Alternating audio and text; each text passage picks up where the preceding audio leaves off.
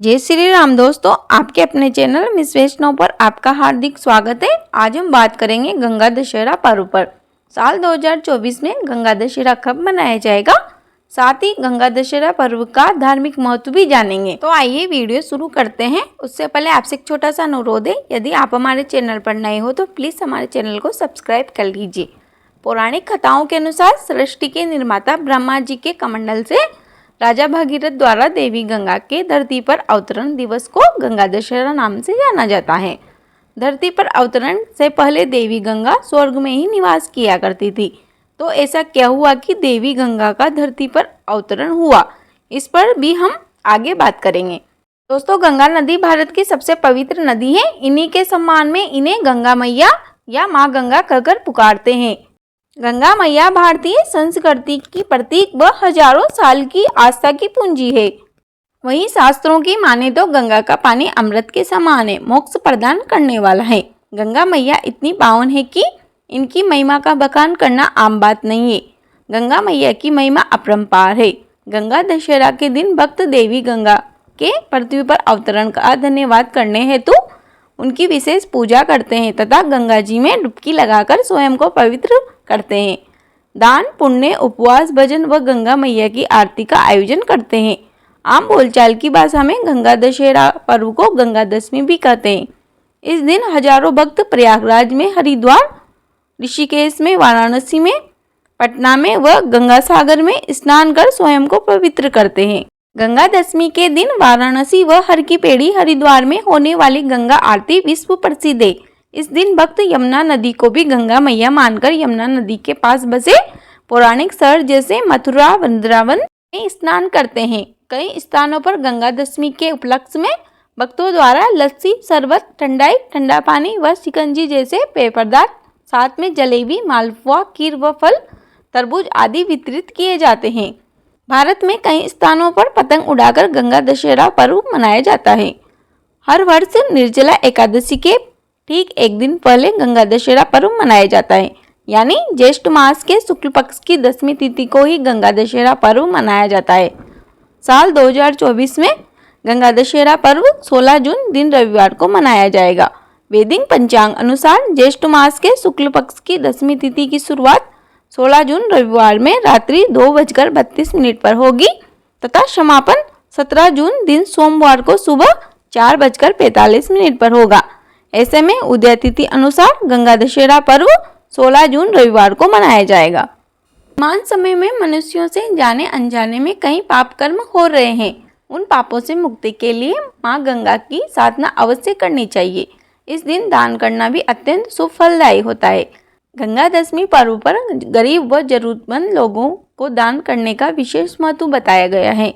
ऐसा कहा जाता है कि इस दिन दान की जाने वाली वस्तुओं की संख्या 10 रहनी चाहिए, यानी आपको 10 फल, 10 पंखे, 10 सुराही, 10 छाते या फिर 10 इससे अन्य के दान करने चाहिए।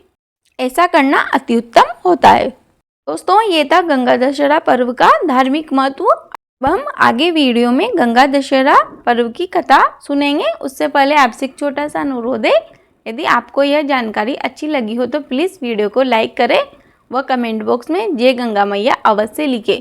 कथा शुरू करते हैं। प्रेम से बोलिए गंगा मैया की जय। भगवान श्री राम का जन्म अयोध्या के सूर्य वंश में हुआ था। चक्रवर्ती राजा महाराज सगर श्री राम जी के पूर्वज थे। उन राजा सगर के 2 रानियां थी, जिनका नाम केसिनी व सुमति था। केसिनी के पुत्र का नाम असमंजस था और सुमति के 60,000 पुत्र थे।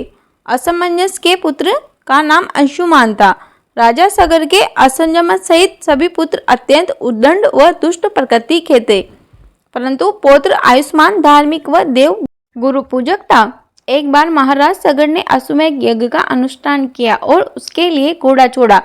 इंद्र ने अश्वमेध यज्ञ के उस घोड़े को चुराकर पाताल में ले जाकर कपिल मुनि के आश्रम में बांध दिया, परंतु ध्यान अवस्था में मुनि इस बात को ना जान सके। राजा सगर के 60,000 पुत्रों ने पृथ्वी का कोना कोना छान मारा, परंतु उन्हें घोड़ा ना मिला। अंत में उन लोगों ने पृथ्वी से पाताल तक का मार्ग खोद डाला और कपिल मुनि के आश्रम में जा पहुंचे। वहां घोड़ा बंधा देखकर वे क्रोधित हो शस्त्र उठाकर कपिल मुनि को मारने दौड़े। तपस्या में बाधा पड़ने पर कपिल मुनि ने अपनी आंखें खोली। उनके तेज से सगर के 60,000 उदंड पुत्र तत्काल भस्म हो गए। इसके पश्चात गरुड़ जी के द्वारा इस घटना की जानकारी मिलने पर अंशुमान कपिल मुनि के आश्रम में आए तथा उनकी स्तुति की। कपिल मुनि उनके विनय से प्रसन्न होकर बोले, अंशुमन, घोड़ा ले जाओ और अपने पितामह का यज्ञ पूरा करवाओ। ये सगर पुत्र उदंड, अहंकारी व अधार्मिक थे। इनकी मुक्ति तभी हो सकती है जब गंगाजल से इनकी राख का स्पर्श हो। अंशुमान ने घोड़ा ले जाकर अपने पितामह महाराज सगर का यज्ञ पूरा कराया। महाराज सगर के बाद अंशुमान राजा बने, परंतु उन्हें अपने चाचाओं की मुक्ति की चिंता बनी रही। कुछ समय बाद अपने पुत्र दिलीप को राज्य का कार्यभार सौंपकर वे वन में चले गए तथा गंगा जी को स्वर्ग से पृथ्वी पर लाने के लिए तपस्या करने लगे और तपस्या में ही उनका शरीरांत हो गया। महाराज दिलीप ने भी अपने पुत्र भागीरथ को राज्यभार देकर स्वयं ने पिता के मार्ग का अनुसरण किया। उनका भी तपस्या में ही शरीरांत हुआ, परंतु वे भी गंगा जी को पृथ्वी पर ला न सके। महाराज दिलीप के बाद भागीरथ ने ब्रह्मा जी की घोर तपस्या की। अंत में 3 पीढ़ियों की इस तपस्या से प्रसन्न हो पितामह ब्रह्मा जी ने भागीरथ को दर्शन देकर वर मांगने को कहा। भागीरथ जी ने कहा, हे पितामह, मेरे 60,000 पूर्वज कपिल मुनि के शाप से भस्म हो गए हैं। उनकी मुक्ति के लिए आप गंगा जी को पृथ्वी पर भेजने की कृपा करें। ब्रह्मा जी ने कहा, मैं गंगा जी को पृथ्वी लोक पर भेज तो अवश्य दूंगा, परंतु उनके वेग को कौन रोकेगा? इसके लिए तुम्हें देवादिदेव महादेव की आराधना करनी चाहिए। भागीरथ ने एक पैर पर खड़े होकर भगवान शंकर की आराधना शुरू कर दी।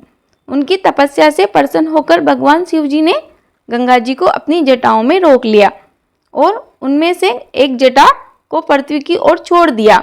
इस प्रकार गंगा जी पृथ्वी की ओर चली। अब क्या था, आगे आगे राजा भागीरथ का रथ और पीछे पीछे गंगा जी। मार्ग में जहू ऋषि का आश्रम पड़ा। गंगा जी उनके कमंडलों व दंड आदि को बहाते हुए ले जाने लगी। यह देख ऋषि ने उन्हें पी लिया। कुछ दूर जाने पर भागीरथ ने पीछे मुड़कर देखा तो गंगा जी को न देख वे ऋषि के आश्रम में आकर उनकी वंदना करने लगे। प्रसन्न हो ऋषि ने अपनी पुत्री बनाकर गंगा जी को दाहिने कान से निकाल दिया। इसीलिए देवी गंगा जाह्नवी नाम से भी जानी जाती है। भागीरथ जी की तपस्या से अवतरित होने के कारण उन्हें भागीरथी भी कहा जाता है।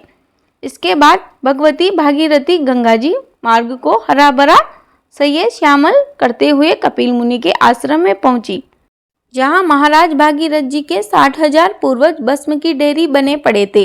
गंगा जी के जल के स्पर्श मात्र से वे सभी दिव्य रूप धारी हो दिव्य लोक को चले गए। प्रेम से बोलिए गंगा मैया की जय। दोस्तों, ये थी गंगा मैया की कथा जो मैंने अपनी भाषा में आपको सुनाई है। यदि इसमें कोई त्रुटि रह गई हो तो आप मुझे क्षमा करें। इसी प्रकार की कथा, कहानी, पूजा विधि, उद्यापन विधि आदि से संबंधित वीडियो देखने के लिए आप हमारे चैनल को सब्सक्राइब करें। इस वीडियो को लाइक करें, शेयर करें, कमेंट बॉक्स में जय गंगा मैया अवश्य लिखें। जय श्री राधे कृष्ण। आपका दिन शुभ हो। धन्यवाद।